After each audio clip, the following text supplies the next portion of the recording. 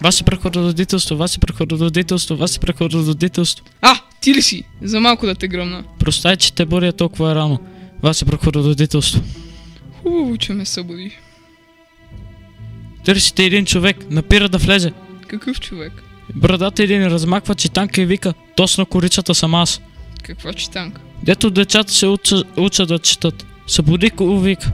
Министър-председателя си. Ние сме били приятели, вика. Като брата сме били едно време. И очите му светката, и тъй. Някой мошенник ще е.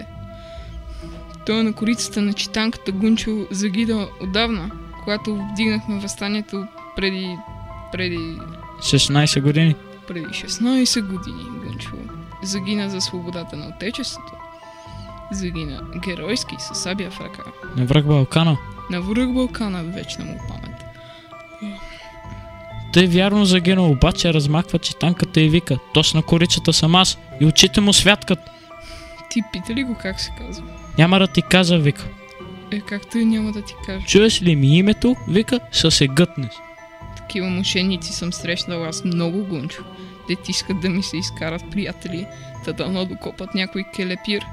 Човек като е на власт, всички му се пишат приятели. Падне ли от власт, приятелите изфирясват като праня из гъс. Я го попитай тогава, мошенника. Министър-председателя те пита. Му кажи, ако наистина си ти оня, дето е на корицата, ще трябва да знаеш как се казва полякинята, дето двамата с министър-председателя сте я харесвали. В Букурещ преди... Въстанието беше преди... 16. И 2 години преди той. 18. Преди 18 години, през месец август, му речи. Попитай го да видим какво ще ти отвърне мошенникът му с мошенник. Слушам, ваше прехорододителство.